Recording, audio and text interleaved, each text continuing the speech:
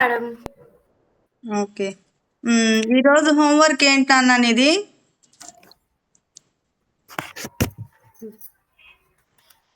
గురు చరిత్ర గురించి చెప్పమన్నారు మేడం.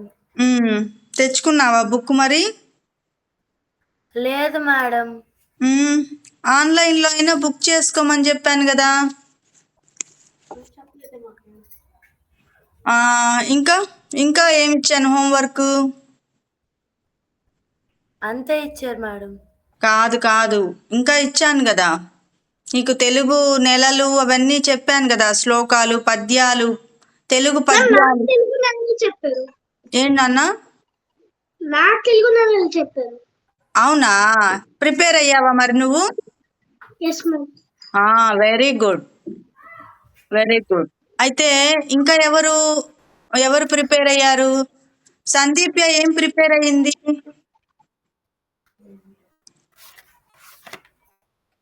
సందీప్య నువ్వేం ప్రిపేర్ అయ్యావు? ఏం ప్రిపేర్ అవ్వలేదా? ఎందుకని?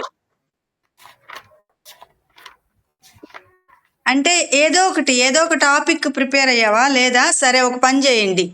ఇప్పుడు మీకు ముఖ్యంగా చెప్పే పాయింట్ ఒకటి, మీరు చెయ్యవలసినది ఒక ముఖ్యమైన పాయింట్ ఏంటంటే, మీకు ఎవరు కనిపించినా జై శ్రీరామ్ అని చెప్పాలి.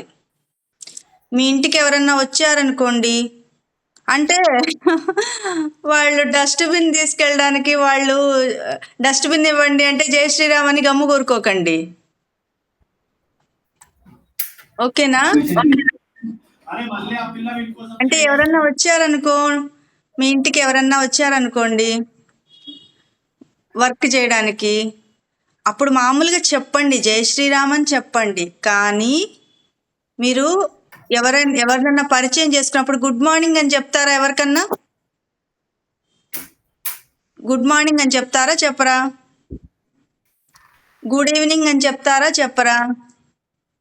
గుడ్ ఆఫ్టర్నూన్ అని చెప్తారా చెప్పరా? ఆ ప్లేస్లో మీరు జై శ్రీరామ్ అని చెప్పాలి. రాసుకోండి. ఆ పాయింట్ ఏంటంటే, నేను మళ్ళీ అడుగుతాను, ఎప్పుడైనా అడుగుతాను, ఏం చెప్పాను అన్నప్పుడు కరెక్ట్గా చెప్పాలి. నేను ఎట్లా చెప్పానో అట్లా చెప్పాలి మీరు. ఓకేనా? ఇప్పుడు సమన్విత చెప్తుంది నేనేం చెప్పాను.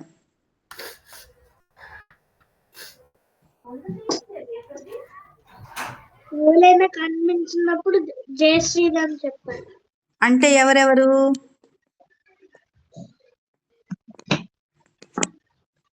ఇప్పుడు మోడీ గారు కనిపిస్తారు నీకు, అప్పుడేం చెప్పాలి? జై శ్రీరామ్ అని చెప్పాలి. ఎవరైనా సరే, మనకి కొత్తగా ఎవరన్నా కనిపించినా, లేదా చుట్టాల్లో కానీ తెలిసిన వాళ్ళలో కానీ ఇంటి దగ్గరికి వస్తారు కదా, ఎవరన్నా వస్తారా? తెలిసిన ఆంటీ వాళ్ళు, అంకుల్స్ కానీ, లేకపోతే పెద్దవాళ్ళు, అన్నలు కానీ, అక్కలు కానీ, అంటే కొంచెం పెద్దవాళ్ళు వచ్చినా, చిన్నవాళ్ళు వచ్చినా కూడా, ఇంకెవరైనా చిన్నపిల్లలు అట్లా వచ్చారనుకో, ఇంకా చిన్న పిల్లలు, సమన్విత కంటే చిన్నపిల్లలు, సందీప్య కంటే చిన్నపిల్లలు, పెద్దవాళ్ళు, ఎవరు వచ్చినా, ఎవరు కనిపించినా మీరేం చేయాలి? ప్రజ్వల్ కంటే చిన్నపిల్లలు వచ్చినా, ప్రజ్వల్ కంటే పెద్దవాళ్ళు వచ్చినా ఏం చేయాలి? ప్రజ్వల్, మ్యూట్లో ఉన్నావు. చెప్పాలి మ్యామ్. జై శ్రీరామ్ అని చెప్పాలి. జై శ్రీరామ్ అని చెప్పాలి. నువ్వు ఇక్కడికి రాగానే ఇందాకేం చెప్పావు? గుడ్ మార్నింగ్, గుడ్ ఈవినింగ్ అని చెప్పాను. అది నా దగ్గర ఒక్కటే కాదు, అందరి దగ్గర. ఇంటికి ఎవరన్నా వచ్చినా, మీరు ఎక్కడికన్నా వెళ్ళినా, రోడ్లో ఎవరన్నా స్మైల్ ఇచ్చినా, అంటే వెళ్ళిపోకండి. వాళ్ళు స్మైల్ ఇచ్చారు కదా అని చెప్పి తెలియకపోయినా కూడా వెళ్ళిపోకండి, అట్లా వెళ్ళకూడదు. మళ్ళీ మా మేడం చెప్పింది, మా పద్ధతి పాఠశాల మేడం చెప్పింది, అందరికీ జై శ్రీరామ్ అని చెప్పి వాళ్ళతో పాటు వెళ్ళమనింది అని చెప్పకండి. వాళ్ళతో వెళ్ళకూడదు. మనకి తెలిసిన వాళ్ళు ఉంటారు కదా. ఇప్పుడు ఏదన్నా పెళ్ళికి వెళ్ళారనుకో ప్రజ్వల్, పెళ్ళికి వెళ్ళినప్పుడు చుట్టాలు వస్తారా? అందరు తెలిసిన వాళ్ళు వస్తారా ప్రజ్వల్? సిగ్నల్ లేదనుకుంటా. సందీప్య, సమన్విత, నువ్వు చెప్పు. చుట్టాల ఇంటికి పెళ్ళికి వెళ్తావు నువ్వు? పెళ్ళికి వెళ్ళినప్పుడు ఎంతమంది ఉంటారు? మన వాళ్ళందరూ తెలిసిన వాళ్ళు చాలా మంది ఉంటారు కదా. అప్పుడు తెలియని వాళ్ళు కాకుండా తెలిసిన వాళ్ళు, మీరు తెలిసిన వాళ్ళు ఎవరన్నా కనుక అక్కడ మిమ్మల్ని చూసినా పలకరించినా మీరేం చేయాలి? వాళ్ళ దగ్గర జై శ్రీరామ్ అని చెప్పాలి. ఏం చెప్పాలి? జై శ్రీరామ్ అని చెప్పాలి. పెళ్లిలో ఫంక్షన్స్ లో ఎక్కడన్నా వెళ్తాం కదా మనం, మన చుట్టాలు కానీ ఫ్రెండ్స్ కానీ ఫ్యామిలీ ఫ్రెండ్స్ కానీ తెలిసిన వాళ్ళు కానీ ఏవో ఒక ఫంక్షన్స్ జరుగుతుంటాయా? అప్పుడు మనకి తెలిసిన వాళ్ళని వాళ్ళు మనల్ని పలకరించిన, మనం వాళ్ళని పలకరించిన good morning, good afternoon, good evening కాకుండా మనం చెప్పాల్సిన, ఆ ప్లేస్లో చెప్పాల్సింది ఏంటి? జై శ్రీరామ్. నమస్కార ముద్ర. ఇది ఒక యోగ ముద్ర. ఇలా నమస్కారం అనేది మన సంస్కృతి సాంప్రదాయాలలో ఉంది. అది గౌరవించినట్టు. కరోనా టైంలో ఏమైంది? షేక్ హ్యాండ్ ఇచ్చుకోవడం ఆపేశారు, భయపడిపోయారు. అమ్మో కరెంట్ షాక్ వస్తుంది, కరోనా వస్తుంది అని చెప్పి భయపడిపోయారు. అందుకని మనకి సంస్కృతి, మన భారతీయ సంస్కృతి సాంప్రదాయాలలో మొదటిది నమస్కారం. తర్వాత మనం విష్ చేయాలి అంటే మన భారతదేశం యొక్క గొప్పతనం ఏంటి?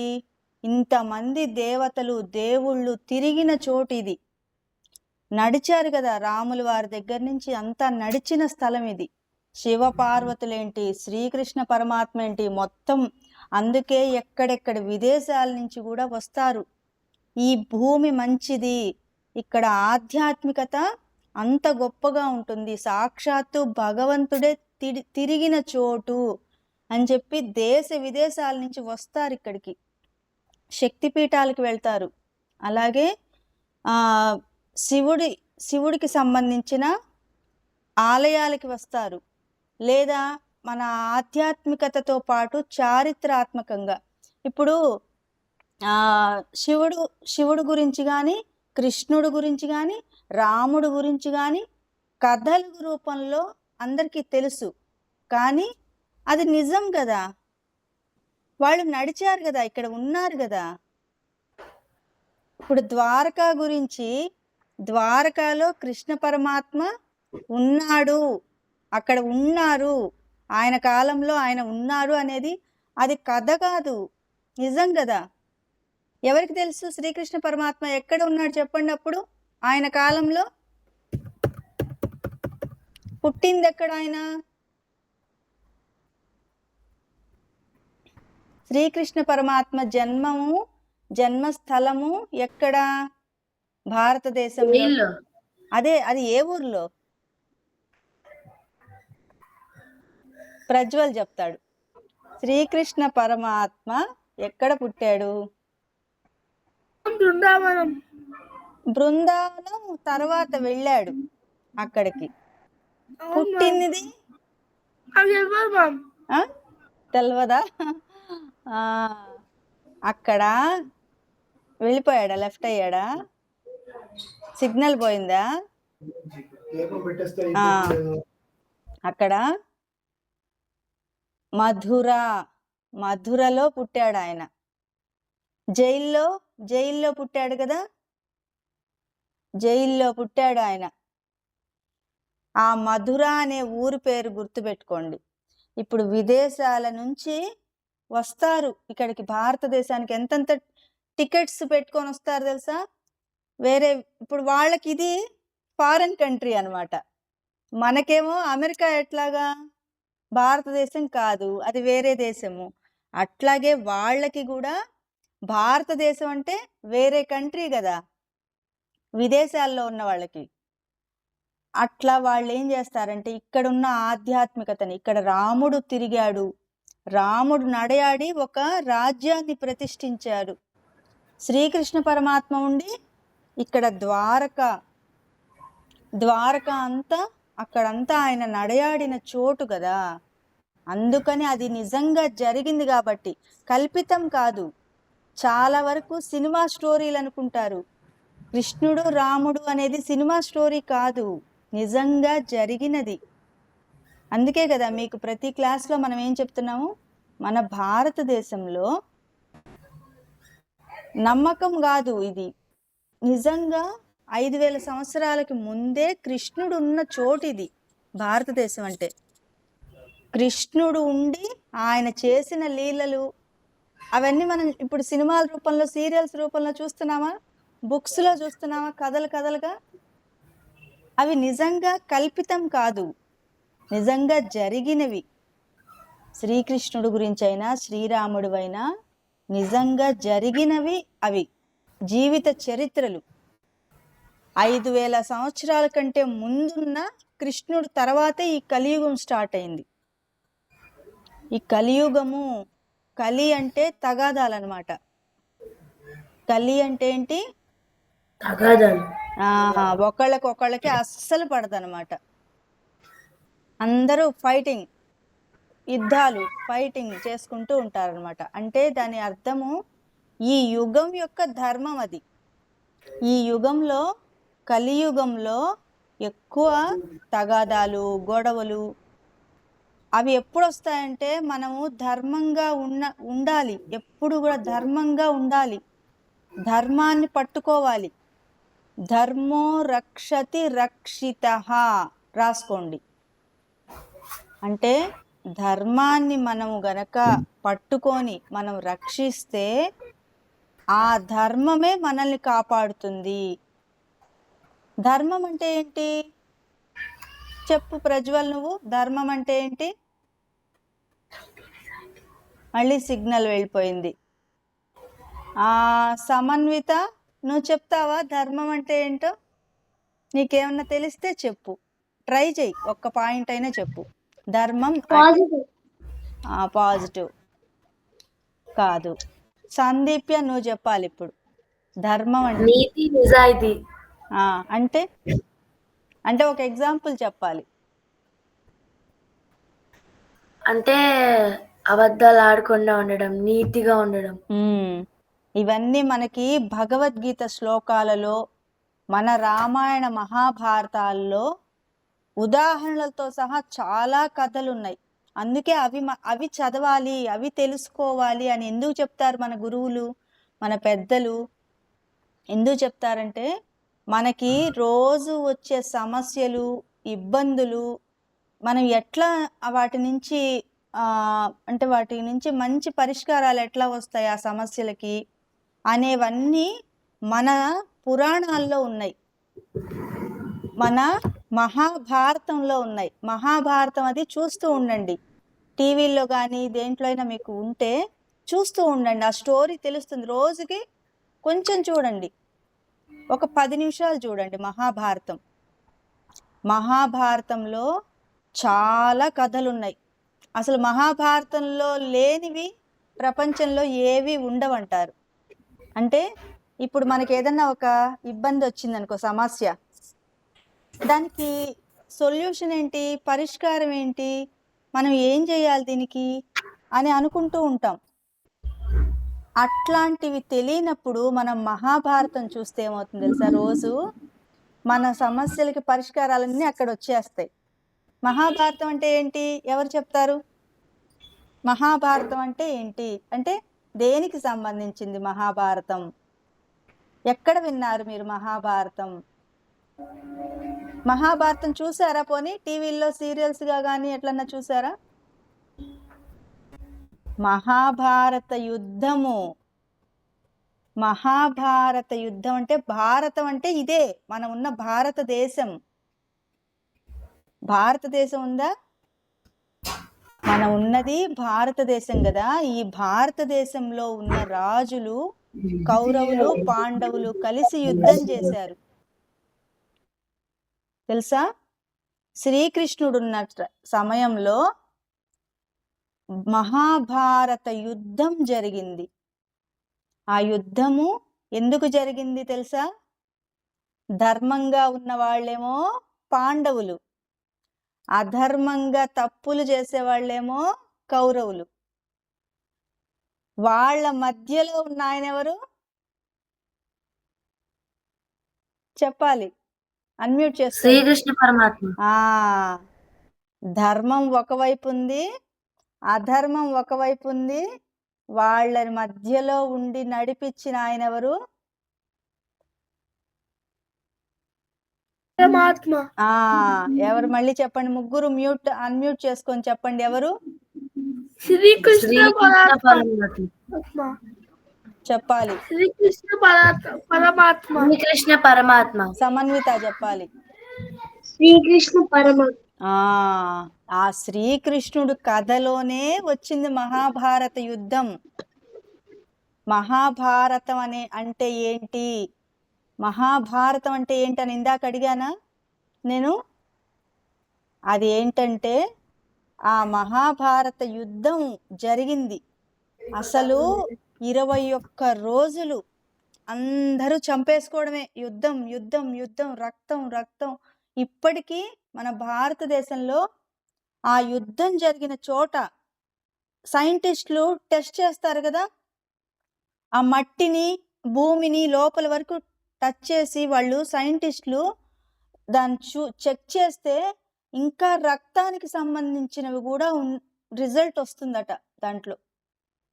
కురుక్షేత్రం అది ఢిల్లీకి దగ్గరలో ఉంది, ఢిల్లీకి దగ్గరలో వస్తుంది కురుక్షేత్రం. తెలుసా మీకు కురుక్షేత్రం తెలుసా? కురుక్షేత్రం అనేది ఒక ప్రదేశం. అది ఏంటంటే ఒకప్పుడు అక్కడ ఏమీ లేదు, మామూలు స్థలమే, భారతదేశంలో ఒక స్థలం. ఆ స్థలంలో ఏమైంది, యుద్ధం జరిగింది.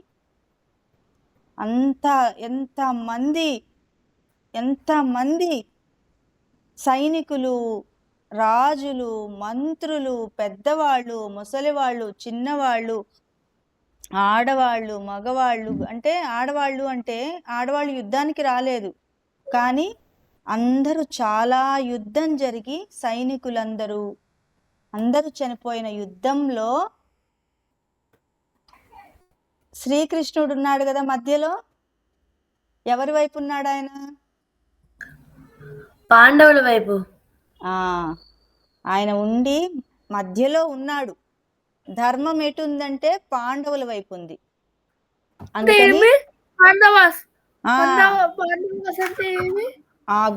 ఆగు చెప్తా, ఆగు.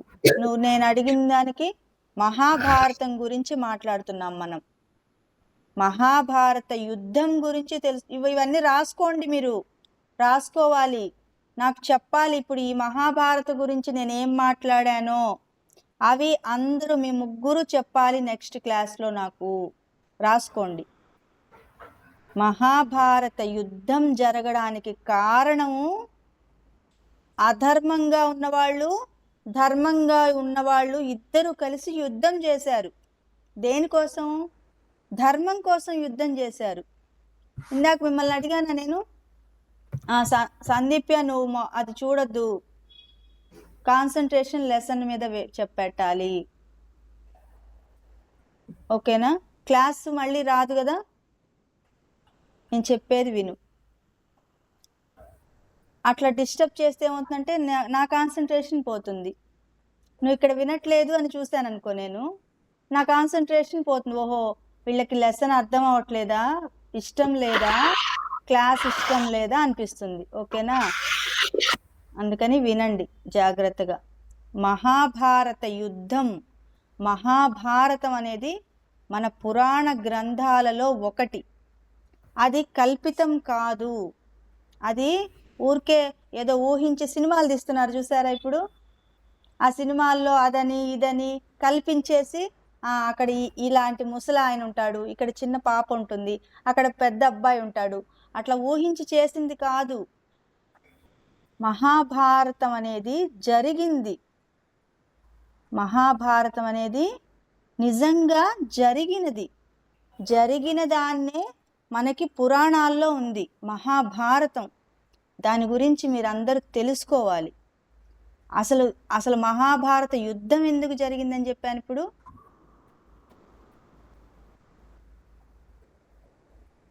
ఇప్పుడు చెప్పాను కదా, మహాభారత చెడు నుంచి మంచిని గెలిపించడానికి. అదే ఇంకా ఏం చెప్పాను?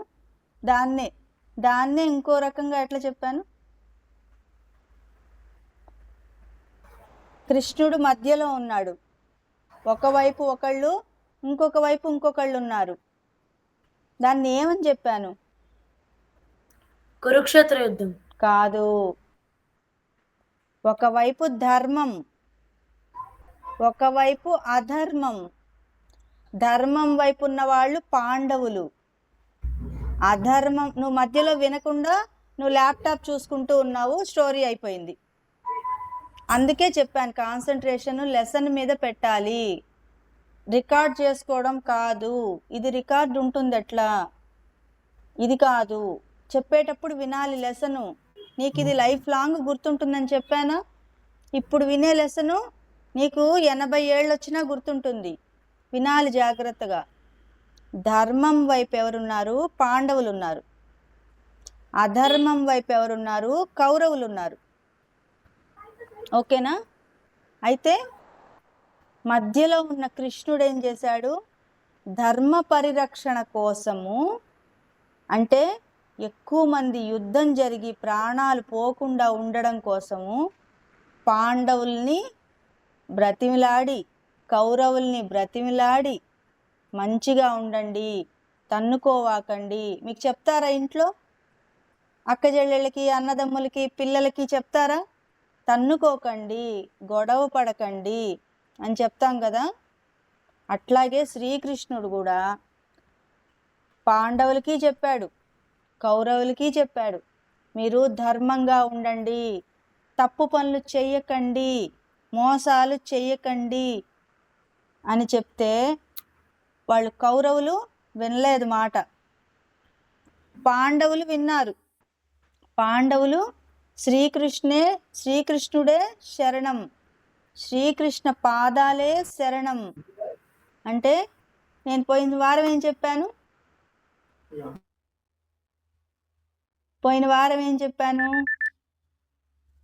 దాని గురించి పోయిన వారం మనం ఏం చెప్పుకున్నాము? శరణాగతి అని చెప్పుకున్నామా? 2 వారాల్లో చెప్పుకున్నాం శరణాగతి అంటూ ఉన్నానా? శరణాగతి చేశారు పాండవులు. అంటే ధర్మం వైపు ఉండాలి అనుకునేవాళ్ళు, మంచి వైపు ఉండాలి అనుకునేవాళ్ళు, వీళ్ళందరూ ఏం చేస్తారంటే కృష్ణుణ్ణి శరణాగతి చేస్తారు. కృష్ణుడు అంటే మళ్ళీ ఎవరో కాదు, అమ్మవారే, పార్వతీదేవే. అమ్మవారి రూపాలలో కృష్ణుడైనా రాముడైనా అవతార రూపాల్లో అసలు ఒరిజినల్గా ఉన్నది అమ్మవారు.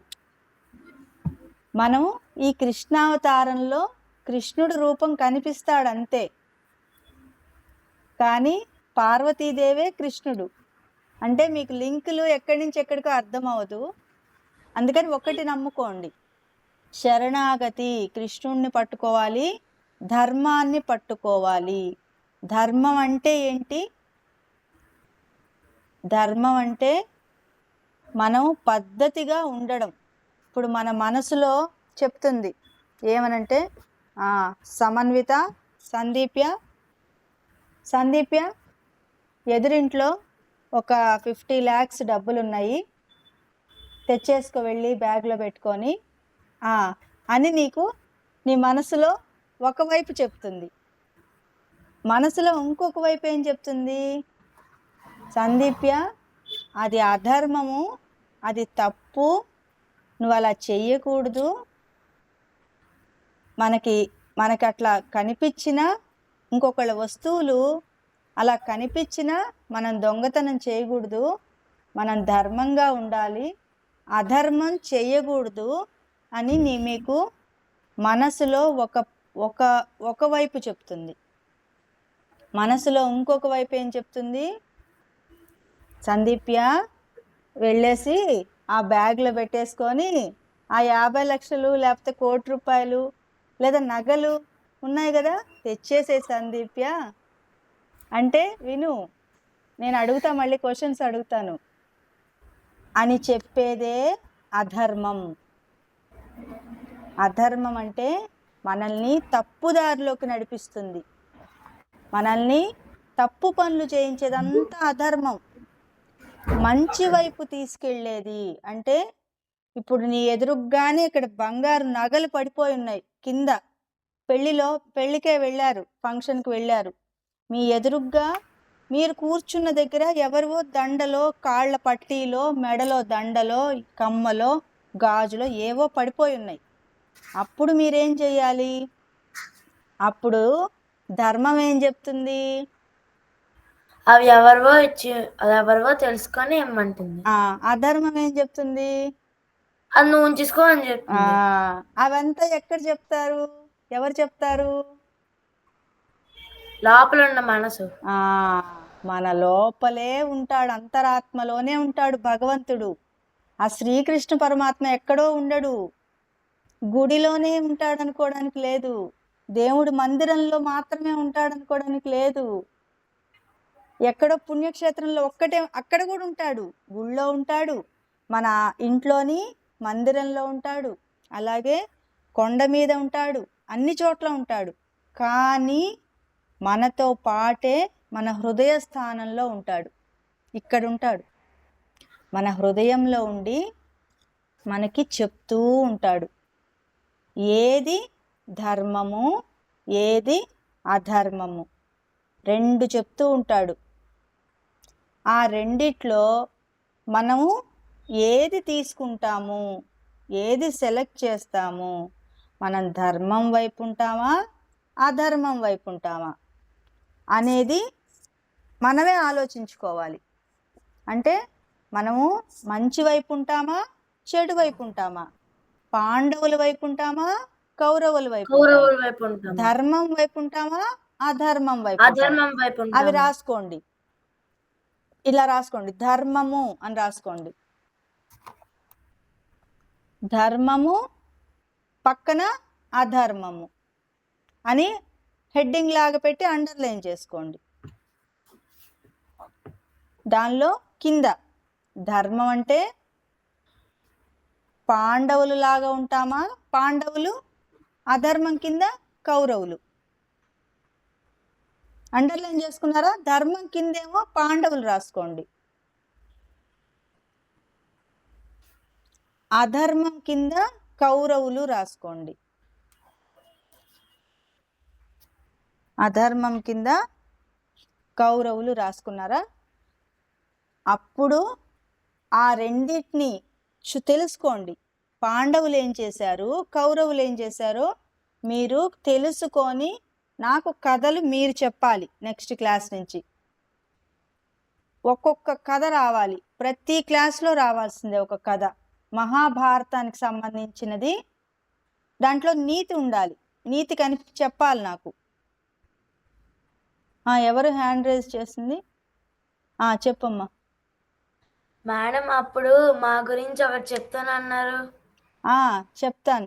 చెప్తాను. ఇప్పుడు ఇది రాసుకున్నావా? ఇప్పుడు ధర్మం అంటే ఏంటి అధర్మం అంటే ఏంటో తెలిసిందా? దానిలో వచ్చినది ధర్మో రక్షతి రక్షితః, అది కూడా రాసుకోండి, ధర్మో రక్షతి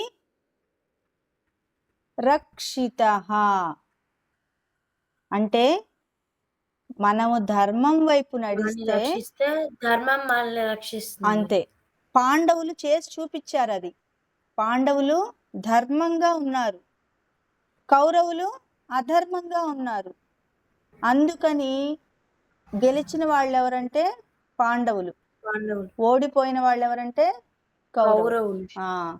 ఇంకొకటి ఏంటంటే ఇది నోట్ చేసుకోండి, ఇప్పుడు ఎన్ని పాయింట్స్ చెప్పానో నాకు ఇప్పుడు చెప్పాలి, సందీప్య చెప్పాలి, సమన్విత చెప్పాలి, ప్రజ్వల్ చెప్పాలి ఈరోజు క్లాస్లో ఏం జరిగిందనేది.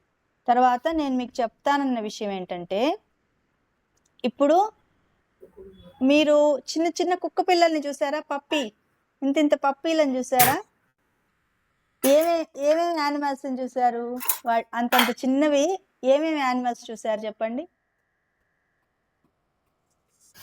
పిల్లి పిల్లల్ని చూసాం మేడం. ఆ, ఇంకా కుక్క పిల్లలు. ఫిష్ ఫిష్ చూసినాం. ఎక్వేరియంలో ఫిష్. నావ్. ఆవు దూడ. ఆవు దూడ చూసారు కదా, చూసారా? అవి చిన్నగా ఉండి కొంచెం కొంచెం పెరుగుతాయి కదా, ఉండడం ఇంతే ఉంటాయి. వాళ్ళ మమ్మీ బొజ్జలో ఉన్నప్పుడు ఇంతే ఉంటుంది. ఇంకా అది అక్కడి నుంచి పెరగడం, బయటకు వచ్చిన తర్వాత కొంచెం కొంచెం చిన్న పప్పిలాగా ఉంటుంది, ఉండి కొంచెం కొంచెం పెరుగుతుంది. పుట్టినప్పుడు మీకు హెయిర్ ఇంత ఉంటుందా? పుట్టినప్పుడు ఏముండదు, గుండులాగా, అంటే కొంచెం జుట్టు కనిపిస్తుంది. చూసారా? చిన్న పిల్లల్ని చూసారా? ఎవరినన్నా పుట్టిన పిల్లల్ని చూసారా? వాళ్ళకి జుట్టు ఉంటుందా? ఎక్కువ ఉండదు. ఇప్పుడు సందీప్యకి, సమన్వితకి పిలకలు కూడా వచ్చేసి ఎక్కువ జుట్టు ఉన్న చిన్న పిల్లలకి ఉండదు. 1 year 2 years పిల్లలకి ఉండదు. పుట్టిన పిల్లలకి చేపించుకుంటారు తిరుపతికెళ్ళి. అయితే అలా ఎలా జుట్టు పెరుగుతుంది? మనం ఎలా పెరుగుతాము? మనము ఇంత చిన్న పాపాయిగా, మీరైనా అంతే, నేనైనా అంతే కదా. నేను కూడా మా అమ్మ బొజ్జలో ఉన్నప్పుడు ఇంతే, పుట్టినప్పుడు ఇంతే, తర్వాత పెరుగుతాం కదా, హైట్ వస్తాం కదా, ఏజ్ పెరుగుతుంది కదా, అట్లాగే మీరు కూడా పెరుగుతారు. ఇప్పుడు 1 year ఉన్నప్పుడు ఎలా ఉన్నారో 5 years అప్పుడు అలాగే ఉంటారా? ఉండరు, ఉండరు. సమన్విత 1 year అప్పుడు ఎలాగుందో అలా ఉండదు ఇప్పుడు. సందీప్య ఫస్ట్ క్లాస్లో ఉన్నప్పుడు ఎలా ఉందో ఇప్పుడు అలా ఉండదు కదా, అవునా? అట్లాగే మన బాడీలో చేంజెస్ వస్తాయి. చేంజెస్ వచ్చినప్పుడు మనకి మానసికంగా కూడా చేంజెస్ వస్తాయి. అంటే మన శరీరంలో మార్పు వస్తుంది కదా. అప్పుడు ఫోటోలు మనం ఇప్పుడు ఈ ఫస్ట్ క్లాస్లో ఉన్నప్పుడు ఫోటో, సెకండ్ క్లాస్లో ఉన్నప్పుడు ఫోటో అలా తీసుకున్నాం అనుకోండి, ఫస్ట్ క్లాస్లో ఉన్నప్పుడు ఉన్నట్టుగా మనం ఉండం, ఇంకా హైట్ పెరిగిపోతాం. ఫస్ట్ క్లాస్లో ఉన్నప్పుడు ఉన్నంత బొద్దుగా ఉండం, ఇంకా సన్నగా అయిపోతాం.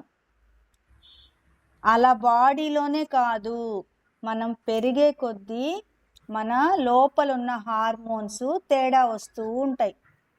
మన మైండ్ మారుతూ ఉంటుంది, మధ్య మధ్యలో చికాకుగా ఉంటుంది. ఇదేంటి ఇలా ఉందేంటి, అలా ఉందేంటి, ఈ ఏజ్లో అంటే మీకు తెలీదు. ఒక్కొక్క సంవత్సరము పెరిగే కొద్దీ మీకు ఆలోచనల్లో తేడా వస్తుంది.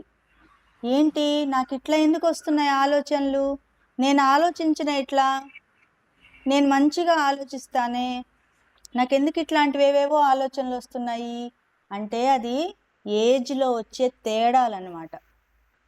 మీకు ఇప్పుడు ఒక్కొక్క వయసులో ఒక్కొక్క రకంగా ఉంటుంది, ఓకేనా? సందీప్య నువ్వు ఇప్పుడు కొంచెం పెరుగుతున్నావు కదా, కొంచెం పెరిగేటప్పుడు నీకు మానసికంగా వచ్చే ఆలోచనలని, ఎందుకు ఇలా ఆలోచనలు వస్తున్నాయి, నాకు ఇలా రావచ్చా ఆలోచనలు, మంచివేనా ఇవి, పిచ్చివా ఇవి అంటే అవి నీకు ప్రమేయం లేదు, అంటే నీ ప్రమేయం ఏమీ ఉండదు దాంట్లో, నువ్వు కావాలని ఏవి ఆలోచించవు. మనుషులకి ఒక్క రోజులో కొన్ని లక్షల ఆలోచనలు వస్తాయి. లక్షల ఆలోచనలు ఎట్లా వస్తాయంటే ఇలా వచ్చేసి ఇట్లా వెళ్ళిపోతాయి. ఇలా గాలి ఇట్లా, మనకి గాలి ఇట్లా తగిలితే వెళ్ళిపోతుంటుందా? గాలి మంచి ఈదురు గాలి వచ్చింది అనుకోండి, పెద్ద గాలి వచ్చి ఆగిపోతుందా? మన దగ్గర ఆగదు, మనల్ని తాకుతూ అట్లా వెళ్ళిపోతుంటుంది, చూసారా ఫాస్ట్గా. అట్లా ఆలోచనలు వస్తూ ఉంటాయి. మీ ఏజ్ పెరిగే కొద్దీ రకరకాల ఆలోచనలు వస్తూ ఉంటాయి. వాటన్నిటినీ పట్టించుకోకూడదు. అంటే ఎందుకు వస్తున్నాయి, నాకు ఇట్లా ఎందుకు వస్తున్నాయి ఆలోచనలు, నేనేం చెయ్యాలి, నేను ఏది చేస్తే కరెక్టు, ఏది చేస్తే తప్పు, లేదా నా బాడీలో చేంజెస్ వస్తున్నాయేంటి, నేను హైట్ వస్తున్నానేంటి, నేను ఇంకా పొట్టిగానే ఉన్నానేంటి, నేను ఈ మధ్య లావు వచ్చేసానేంటి, అందరు సన్నగా ఉన్నారు, నేను లావు వచ్చానా? అందరు లావుగా ఉన్నారు, నేను ఇట్లాగే సన్నగా ఉన్నానేంటి? ఇట్లా రకరకాల ప్రశ్నలు వస్తూ ఉంటాయి మీకు. మీకే కాదు, ఎవరికైనా ఏజ్ మారే కొద్దీ, ఇంకా ఆడపిల్లల్లో అయితే మీకు చేంజెస్ అనేవి ఎక్కువ వస్తాయన్నమాట. అంటే ఇప్పుడు ఇంత ముందు కాలంలో అయితే ఆడపిల్లలు మెచ్యూర్ అవ్వడము, ఫంక్షన్స్ అని చేసేవాళ్ళు, ఇప్పుడు కూడా చేస్తున్నారు. దాని అర్థం ఏంటంటే మీరు ఇంకా జాగ్రత్తగా ఉండాలి అని ఫంక్షన్స్ చేస్తారు. అప్పుడు ఏంటంటే ఇంకా జాగ్రత్తగా ఉండండి అంటే ఏంటంటే మన ఆలోచనలు మనము కంట్రోల్లో పెట్టుకోవాలి. ఆ వచ్చిన ఆలోచనలల్లా మనం ఫాలో అయిపోకూడదు. ఆలోచనలు అనేవి లక్షల్లో వస్తుంటాయి, ఈదురుగాల్లాగా లక్షల్లో ఆలోచనలు వచ్చి పోతూ ఉంటాయి. వాటినే పట్టుకొని ఆలోచిస్తూ ఉండకండి, ఓకేనా? అది మన ప్రమేయం ఉండదు. మీ ఏజ్ పెరిగే కొద్దీ బాడీలో, మైండ్లో అలా చేంజెస్ వస్తుంటాయి అంతే, ఓకేనా?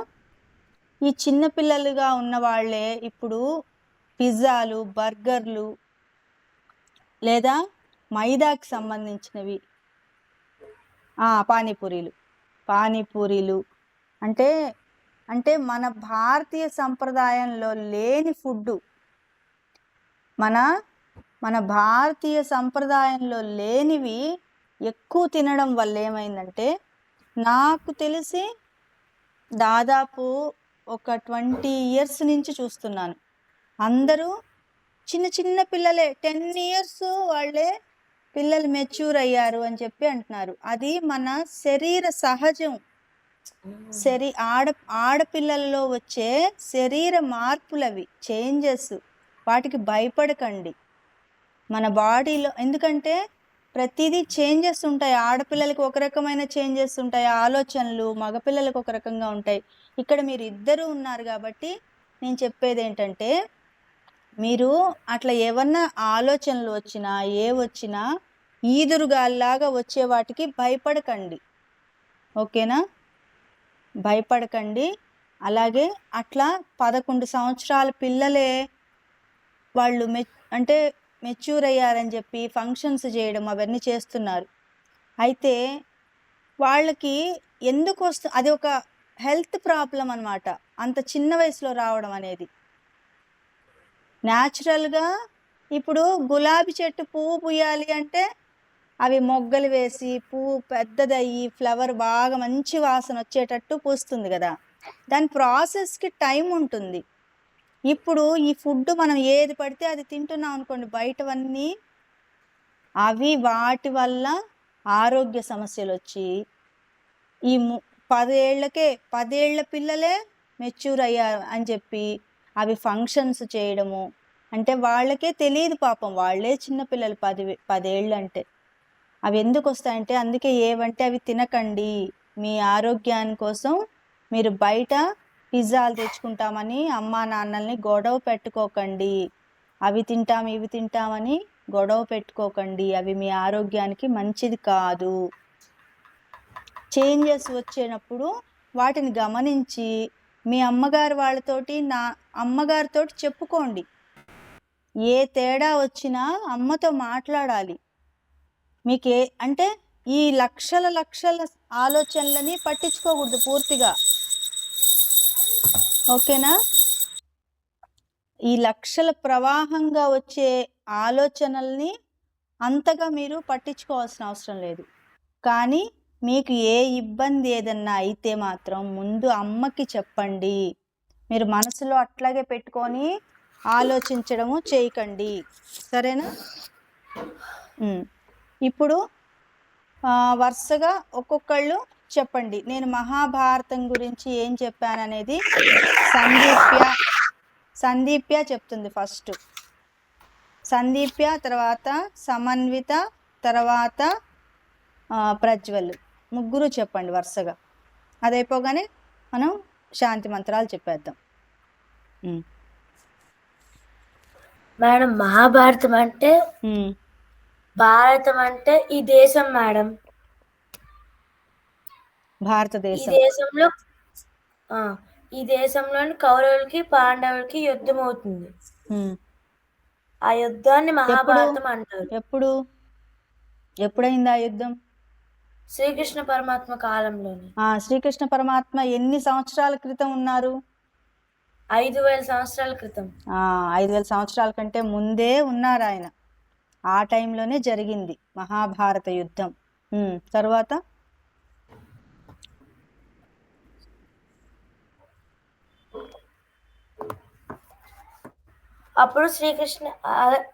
అప్పుడు కురుక్షేత్ర యుద్ధం అవుతుంది మేడం.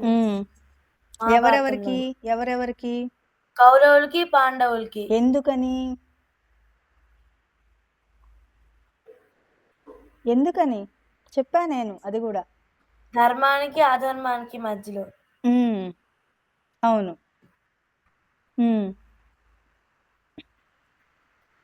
ఇంకా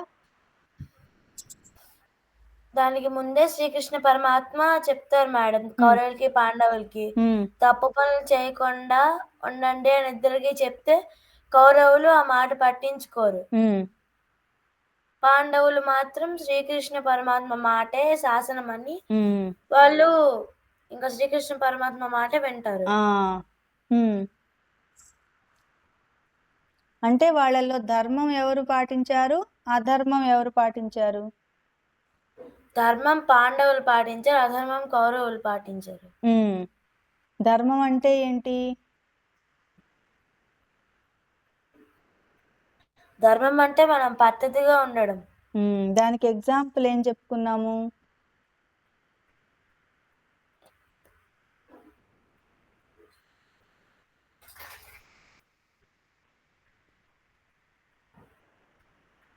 ఎక్కడ తెలుస్తుంది ధర్మం, ఇది ధర్మము ఇది అధర్మం అని మనకి ఎట్లా తెలుస్తుంది?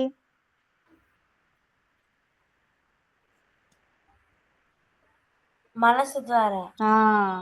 మనసులో ఎవరుంటారు? శ్రీకృష్ణ పరమాత్మ. ఏం చెప్తారు?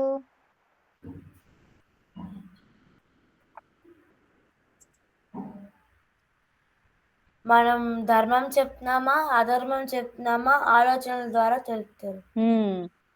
దానికి సమాధానాలు మనకి ఎక్కడొచ్చేస్తాయి? ఏ ప్రశ్నలకైనా సమాధానాలు ఎక్కడొస్తాయి?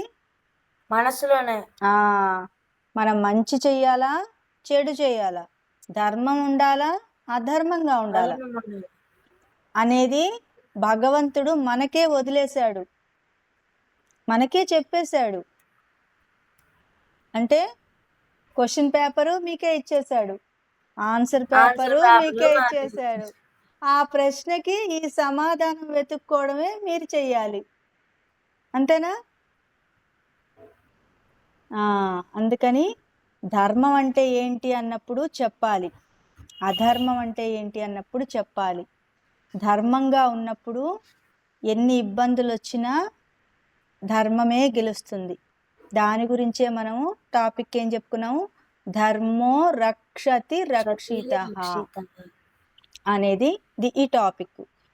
మీరేం చేయాలంటే మహాభారతం గురించి, మహాభారతంలో కథల గురించి, మహాభారత యుద్ధానికి సంబంధించిన పార్ట్ తీసుకోండి. యుద్ధం ఎలా స్టార్ట్ అయింది, యుద్ధం గురించి, మహాభారత యుద్ధం గురించి మీరు తెలుసుకొని దాంట్లో ఏమేమి ధర్మంగా ఉండే కథ ఏంటి, అధర్మం ఎవరు చేశారు అనే కథ ఏంటి అని మీ ముగ్గురు చెప్పాలి. నాకు ప్రతి క్లాస్లో ఒక్కొక్క కథ చెప్పాలి, ఓకేనా? ఇప్పుడు సమన్విత చెప్తుంది ఏమర్థమైందో, ఈరోజు క్లాస్లో ఏమర్థమైందో సమన్విత చెప్తుంది.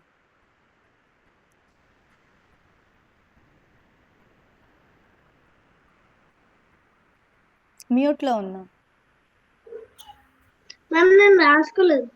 రాసుకోక్కర్లేదు, రాసుకోవాలి. నువ్వు రాసుకోలేదంటే అప్పుడు నీకు పనిష్మెంట్ ఇవ్వాలి కర్రతోటి. పట్టు చేయబట్టు, పట్టు చేయబట్టు వేస్తుందా? ఇప్పుడు చెప్పు లెసన్ ఏం విన్నావు ఇప్పటిదాకా విన్నావు, కథలన్నీ విన్నావు కదా, రకరకాల కథలు చెప్పాను. దాంట్లో నీకేం గుర్తుంటే అవి చెప్పాలి, ఎట్లా వచ్చినా పర్లేదు, చెప్పు ఏం విన్నావో చెప్పు.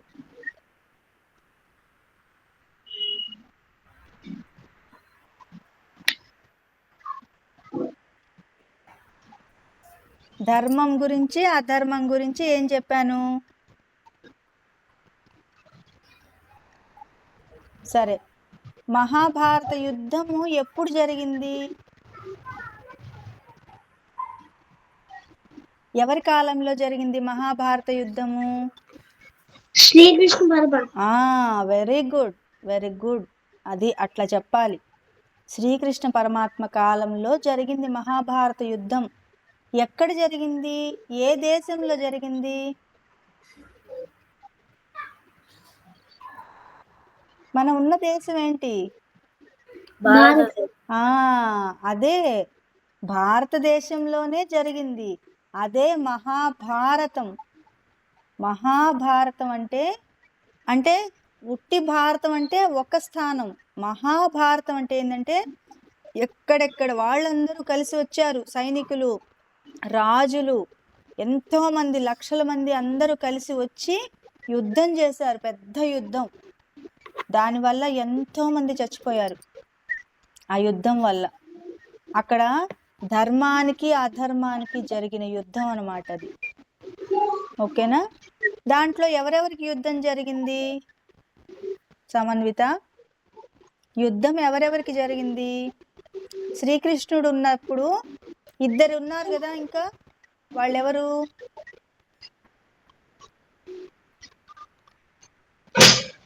ఎవరెవరికి జరిగింది యుద్ధం? కౌరవులకి పాండవులకి. పాండవులు ధర్మం వైపు ఉన్నారు, కౌరవులు అధర్మం వైపు ఉన్నారు. పాండవులకి కౌరవులకి యుద్ధం జరిగిందనమాట. ఈ యుద్ధం జరిగింది, మనం ఏమనుకున్నాము, కలియుగం మొదల్లో, కలియుగం జరగబోయే ముందే జరిగింది అది. వాళ్ళు అన్నదమ్ములు, కౌరవులు పాండవులు అన్నదమ్ములు, కజిన్స్ అంటారు కదా, కజిన్స్ అంటారు కదా, బాబాయ్ పిల్లలు, పెద్దమ్మ పెద్దనాన్న పిల్లలు అంటారు కదా. అట్లా వాళ్ళు కజిన్స్ అయినా కూడా వాళ్ళు ఒకే రకంగా లేరు. ఒకళ్ళు ధర్మంగా ఉన్నారు, ఒకళ్ళు అధర్మంగా ఉన్నారు. ఆ కథలు మీరు తెలుసుకొని వస్తే అప్పుడు మనకి ఒక్కొక్క స్టోరీ తెలుస్తుంది. మహాభారతంలో చాలా కథలు ఉన్నాయి.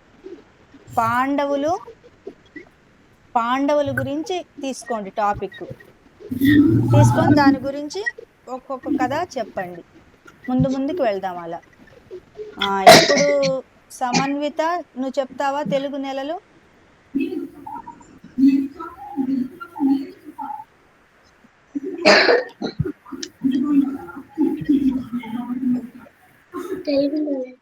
చైత్రం, వైశాఖం, జ్యేష్ఠ, ఆషాఢం, శ్రావణం, భద్రాపదం, ఆశ్వీజం, కార్తీకం, మార్గం, పుష్యం, మార్గశిరం,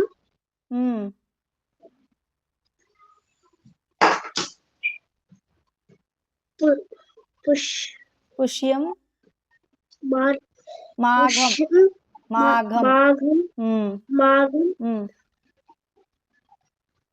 మార్గశిరం, మాఘం తర్వాత పాల్గొనం. మార్గశిరం తర్వాత ఏంటి? పుష్యం. అంటే నువ్వు మాఘం కూడా మార్గశిరం అని రాసుకున్నట్టున్నావు, చూసుకో. అదొకసారి కరెక్షన్ చేసుకొని మళ్ళీ ప్రాక్టీస్ చేయి, సరేనా? ఏమన్నా పాడతావా? పాటలు ఏమన్నా పాడతావా? శ్లోకాలు ఏమన్నా చెప్తారా?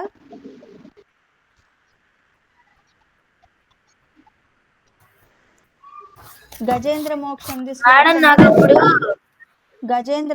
మోక్షంది శ్లోకం చెప్పాను కదా ఒకటి. చెప్పారు మేడం. అది చదువు, ఒక 11 times చెప్పు. అప్పుడు వచ్చిందా సమన్విత? వచ్చింది అప్పుడు. గజేంద్ర మోక్షం శ్లోకం నేర్చుకున్నావా సమన్విత? నేర్చుకోలేదా? రాలేదా? అప్పుడు నువ్వు రాలేదా? ఓకే, సరే, నువ్వు చెప్పు ఇప్పుడు. సందీప్య, నువ్వు చెప్పు. ఏవం యవసితో బుద్ధ్యా ఫస్ట్ నుంచి చెప్పాలి. సమాధాయ ఫస్ట్ పైన ఏం రాసుకోవాలంటే శ్రీహరిహి, శ్రీహరిహి రాసుకో పైన. శ్రీమద్ భాగవతాంతర్గత, భాగవతంలోని కథ ఇది, భాగవతానికి సంబంధించిన దానిలో ఉన్న పార్ట్ ఇది గజేంద్ర మోక్షం అనేది. శ్రీమద్ భాగవతాంతర్గత గజేంద్రకృత స్థా 2 minutes ఆగండి.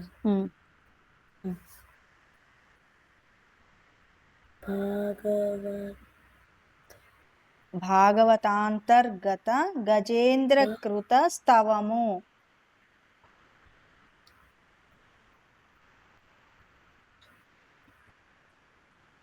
గజేంద్ర మోక్షము, గజేంద్ర మోక్షము. తర్వాత శ్రీ శుక ఉవాచ, అది. ఇప్పుడు చెప్పు ఇదంతా చెప్పి శ్రీ శుక ఉవాచ అని చెప్పి ఆ శ్లోకము స్టార్ట్ చేసి తర్వాత మిగిలిన 11 times మాత్రం శ్లోకం ఒక్కటే చెప్పు. ఓకే.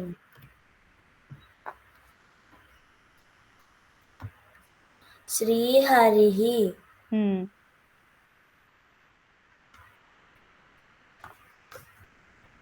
శ్రీమద్భాగవతాంతర్గత, శ్రీమద్భాగవతాంతర్గత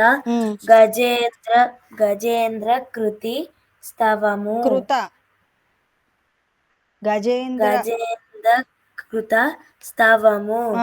గజేంద్ర మోక్షం, మోక్షము, మోక్షము. గజేంద్ర మోక్షము.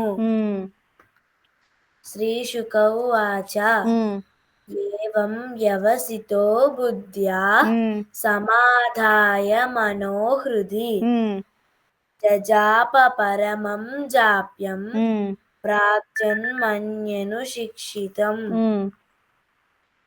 ఏవం వ్యవసితో బుద్ధ్యా సమాధాయ మనోహృది జజాప పరమం జాప్యం ప్రాగ్జన్మన్యను శిక్షితం. ఏవం వ్యవసితో బుద్ధ్యా సమాధాయ మనోహృది జజాప పరమం జాప్యం ప్రాగ్జన్మన్యను శిక్షితం. ఏవం వ్యవసితో బుద్ధ్యా సమాధాయ బుద్ధ్యాహ లేదు, బుద్ధ్యాహ అని వినిపిస్తోంది నాకు. బుద్ధ్యా అంతే, విసర్గ లేదు అక్కడ, బుద్ధ్యా అంతే. కరెక్ట్ చేసుకొని చెప్పు. ఏవం వ్యవసితో బుద్ధ్యా సమాధాయ మనోహృది జజాప పరమం జాప్యం ప్రాగ్జన్మన్యను శిక్షితం. ఏవం వ్యవసితో బుద్ధ్యా సమాధాయ మనోహృది జజాప పరమం జాప్యం ప్రాగ్జన్మన్యను శిక్షితం. ఏవం వ్యవసితో బుద్ధ్యా సమాధాయ మనోహృది జజాప పరమం జాప్యం ప్రాగ్జన్మన్యను శిక్షితం. నువ్వేం చేస్తావంటే నెక్స్ట్ క్లాస్లో కానీ ఎప్పుడైనా నువ్వు ఒకసారి తనకి చెప్పించాలి ఈ శ్లోకం, ఓకేనా? ఈ శ్లోకము నేర్పించాలి తనకి, కరెక్ట్గా చెప్పించాలి. నాకు ఇంకొకసారి నెక్స్ట్ క్లాస్లో చెప్పి వినిపించి, సమన్విత నీకు ఈ శ్లోకము రాసుకొని నేర్చుకుందువు కానీ నెక్స్ట్ క్లాస్లో, సరేనా? రాసుకున్నాను. అవునా, వచ్చా నీకు? వచ్చావా క్లాస్కి ఆ రోజు? అయితే చెప్పు, చెప్పు. అయితే ఇప్పుడు చెప్పు, నువ్వు 3 times చెప్పు. తర్వాత ప్రజ్వల్ నువ్వు వచ్చావా క్లాస్కి? మ్యూట్లో ఉన్నావు.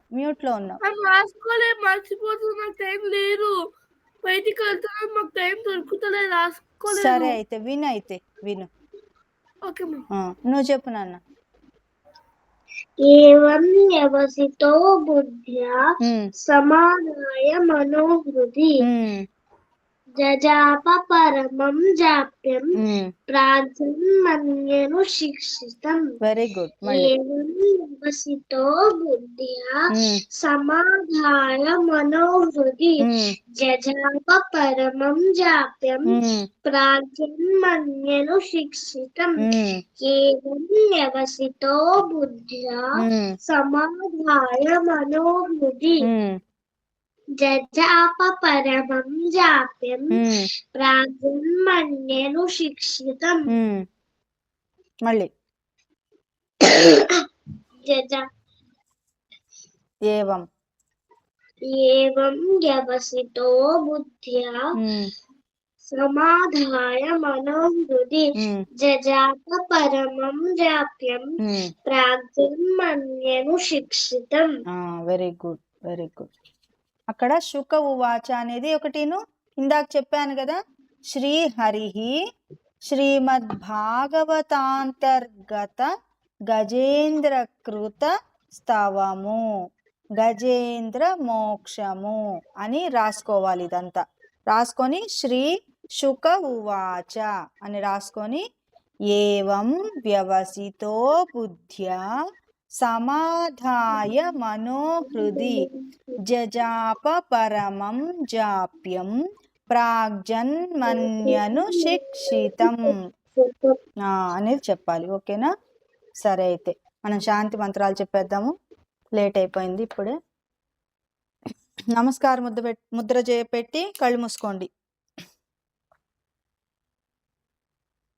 ఈరోజు చెప్పినవన్నీ నాకు నెక్స్ట్ క్లాస్లో కూడా చెప్పాలి. గుర్తుంచుకోండి, రాసుకోండి. Madam 1 minute madam, 1 minute. చెప్పమ్మా. ఏంటి సర్టిఫికేట్? అది దేంట్లో వచ్చింది? అవును మేడం. దేనిలో?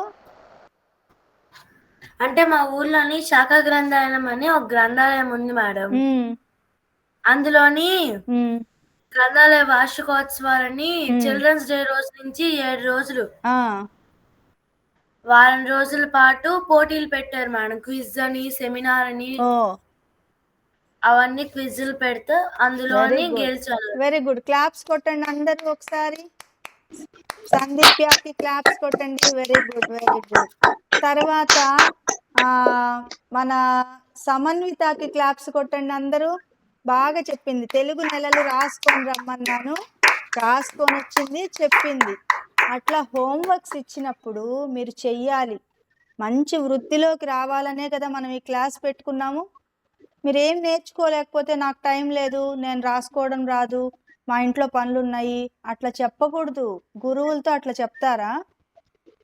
హోంవర్క్ ఇస్తే, స్కూల్లో మీకు హోంవర్క్ ఇస్తే రాస్తారు కదా, చదువుతారు కదా. అట్లాగే ఈ క్లాస్లో కూడా చెప్పినట్టు నేర్చుకుంటే మాకేం రాదు, మీకే మంచిది. అందుకని ఎప్పుడు ఏది చెప్పినా, హోంవర్క్ ఇచ్చినా తప్పకుండా చెయ్యాలి. చేసినప్పుడే కదా మనం ముందుకు వెళ్ళేది. తర్వాత ఒకసారి ప్రజ్వల్కి అందరూ క్లాప్స్ కొట్టాలి. మన క్లాస్కి వస్తున్నాడు కదా, రీ ఎంట్రీ ఇచ్చాడు హీరో. మన హీరో రీ ఎంట్రీ ఇచ్చాడు. మధ్యలో చాలా రోజులు మానేసేసాడు క్లాస్ నచ్చక కదా ప్రజ్వల్. సర్టిఫికేట్ తో పాటు 2 బుక్స్ కూడా ఇచ్చారు madam. Very good, very good. ఏ సబ్జెక్ట్ కి సంబంధించినవి? ఒకటి జీకే నాలెడ్జ్, ఇంకో డిక్షనరీ. రోజు చదువుకోండి అన్న. రోజు అంటే మన స్కూల్ బుక్సే కాకుండా మిగిలినవి కూడా మనం చదువుకోవాలి. మీరు కూడా ఒక్క చదువుకు సంబంధించినవి సబ్జెక్ట్సే కాదు, మన మహాభారత, రామాయణ, భాగవతము ఇవన్నీ కూడా మీరు రోజుకి కొంచెం కొంచెం చదవాలి. మీకు పెద్ద అయ్యే కొద్దీ ఇంకా కాలేజీలు అలా యూనివర్సిటీలకు వెళ్ళినప్పుడు అప్పుడు కొంచెం టైం పెట్టుకొని చదవచ్చు. కానీ ఇప్పుడు మీకు చాలా టైం ఉంటుంది, తెలుసుకోవాలి, అవన్నీ స్టోరీస్ తెలుసుకోవాలి. మహాభారతానికి సంబంధించినవి ఇవి చాలా, ఇప్పుడు అయితే సీరియల్స్ గానో సినిమాలు గానో వచ్చాయి కదా, అవి కూడా అప్పుడప్పుడు చూస్తూ ఉండాలి. అప్పుడు మీకు ఆ స్టోరీస్ తెలుస్తాయి, ఇంట్రెస్ట్ వస్తుంది అనమాట. భాగవతం గురించి, భాగవతంలోనే అంత కృష్ణుడు గురించి ఉంటుంది. ఓకేనా? సరే, మనము శాంతి మంత్రాలు చెప్పేద్దాం. ఏంటిది అది, ఆ బుక్? భగవద్గీత మేడం. ఓ, గిఫ్టా? కొనుక్కున్నావా? Very good, very good, very good. ఇవన్నీ ఏం చేయాలంటే, నువ్వు ఎప్పుడు కొన్నావు, ఆ సంవత్సరం ఏంటి, ఆ నెల ఏంటి, ఆ డేట్ ఏంటి రాసుకోవాలి. రాసుకొని నీ గుర్తుగా అన్ని బుక్స్ అన్ని జాగ్రత్తగా పెట్టుకోవాలి, పాడైపోకుండా నీట్గా. ఆ బుక్స్ పెట్టి ఊరికే అట్లా షెల్ఫ్ అంతా నింపేయడం కాదు, చదువుకోవాలి. రోజు రోజు ఉదయాన్నే ఒక 10 నిమిషాలు చదువుకోవాలి, సాయంత్రం ఒక 10 నిమిషాలు చదువుకోవాలి. మహాభారతం గురించి చిన్న చిన్న బుక్సే తెచ్చుకోండి. చిన్న బుక్స్ తెచ్చుకొని అసలు స్టోరీ తెలుసుకో. సందీప్య, నువ్వు తెలుసుకోవాలి. తర్వాత సందీప్య, నువ్వు బయటికి వెళ్ళేటప్పుడు ఎక్కడికైనా, లేదా మీ ఇంటికి ఎవరన్నా వచ్చినప్పుడైనా, ఈ పైన చున్నీ ఒకటి, వేలు ఒకటి పక్కన పెట్టుకో. ఇప్పుడు క్లాస్కి వస్తున్నావా, నువ్వు ఏదైనా వేసుకో, లోపల డ్రెస్ టాపో ఏదైనా వేసుకున్నావు కదా, ఇప్పుడు టీషర్టో లేకపోతే ఏదో, దానిపైన మాత్రం ఒక చున్నీ వేసుకోవాలి. అది మన సాంప్రదాయము, పద్ధతి. ఎలా అంటే అలా వెళ్ళిపోకూడదు ఎక్కడికి, చున్నీ ఉండాలి. మన క్లాస్కి వచ్చేటప్పుడు ఒక చున్నీ కూడా పక్కన పెట్టుకోనుండు, వేసుకొని కూర్చో. తర్వాత బయటికి వెళ్ళేటప్పుడు కూడా పద్ధతిగా, ఎప్పుడైతే అంటే మనం ఫస్ట్లో అనుకున్నాం, గుర్తుందా? మనల్ని చూడగానే ఎదుటి వాళ్ళకి అమ్మవారుగా కనిపించాలి ఆడవాళ్ళంటే. మనం బొట్టు, మనం ఏమనుకున్నాం చెప్పండి? 5 చెప్పాను ముఖ్యమైనవి అని. బొట్టు, జడలు, గాజులు, హారాలు, చేతికి గాజులు, ఇంకా ఏం చెప్పాను? డ్రెస్ వేసుకున్నప్పుడు అట్లా మనము ఎదుటి వాళ్ళకి కనిపించే దగ్గర, మరి ఈ ఫ్యాషన్ గానో మోడ్రన్ గానో డ్రెస్సులు పిచ్చి పిచ్చిగా వేస్తే అసభ్యంగా ఉంటుంది. కొంతమంది హాఫ్ సారీస్ అనే, హాఫ్ సారీస్ కూడా ట్రెడిషనల్ గా ఉంటాయి. అంటే నీట్గా ఒళ్ళంతా నీట్గా కవర్ చేసేటట్టుగా ఉండాలి. హాఫ్ శారీ అయినా కూడా ఒళ్ళు కనిపించకూడదు. అందుకే మీరు చున్నీ వేసుకోమని చెప్పింది కూడా అందుకే అన్నమాట. ఎప్పుడు ఉట్టి టీషర్టో ఉట్టి టాపో వేసుకొని బయట కూడా చాలా మంది వెళ్తుంటారు, పెద్ద పెద్ద వాళ్ళు కూడా. అట్లా అట్లా వెళ్ళకూడదు. ఒక పైన ఇట్లా పైన ఒకటి ఉండాలి. ఇప్పుడైతే సమన్వితకి ఖచ్చితంగా, సమన్విత కాదు సందీప్య నువ్వు ఖచ్చితంగా అసలు పైన చున్నీ వేసుకోవాలి. ఒక మల్టీ కలర్ది కొనేసుకొని పక్కన పెట్టుకో. మల్టీ కలర్ది కొని పెట్టుకున్నావు అనుకో, మన క్లాస్ అయినా సరే ఎవరన్నా వస్తారన్నా కూడా అలా వెళ్ళిపోకూడదు. నువ్వు రెండోది ఉండాలి, ఓకేనా? సరే, అయితే అంటే ఆడపిల్లలైనా మగపిల్లలైనా ముందు ముఖ్యంగా ఆడపిల్లలు బాడీని ఫుల్గా కవర్ చేసుకోవాలి. మనము బయటికి అసభ్యంగా కనిపించకూడదు, ఓకేనా? సరే, అయితే మనము ఇది చేద్దాము. ఫోన్ కాల్స్ వస్తూ ఉన్నాయి. సరే, మనం ఎండ్ చేద్దాం క్లాసు.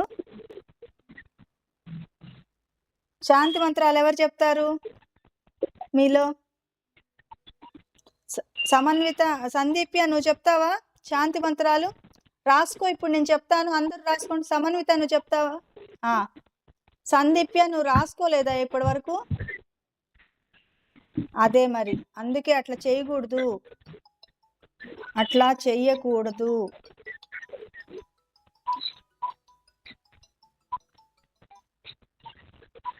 చెప్పు నాన్న.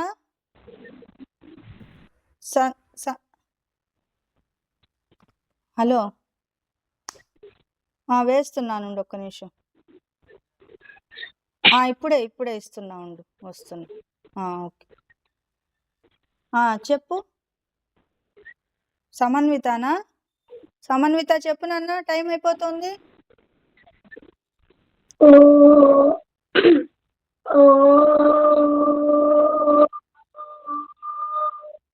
రాసుకో సమన్విత, రాసుకో.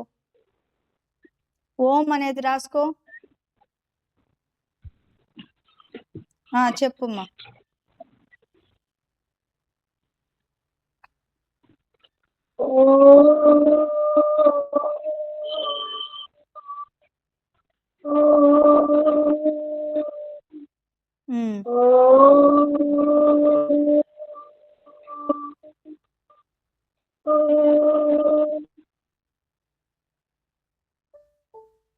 లెఫ్ట్ అయిందే, మర్చిపోయిందా?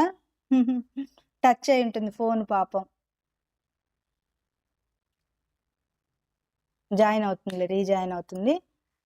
సర్వే రాసుకోండి, చెప్తా. సర్వే భవంతు సుఖినః. సర్వే భవంతు సుఖినః. సర్వే తర్వాత లైను. సర్వే సంతు నిరామయ. సర్వే సంతు నిరామయ. తర్వాత లైను. సర్వే బాయ్ మ్యామ్. బాయ్ అమ్మా, బాయ్. సర్వే భవంతు సుఖినః. సర్వే భవంతు సుఖినః. సర్వే రాసుకున్నావా? సర్వే భద్రాణి పశ్యంతు. సర్వే భద్రాణి పశ్యంతు. మా కశ్చిత్ దుఃఖ భాగ్ భవేత్. దుఃఖ భాగ్ భవేత్. ఓకేనా? సరే, జై శ్రీరామ్ అందరికీ. మళ్ళీ మనం నెక్స్ట్ క్లాస్లో కలుద్దాం.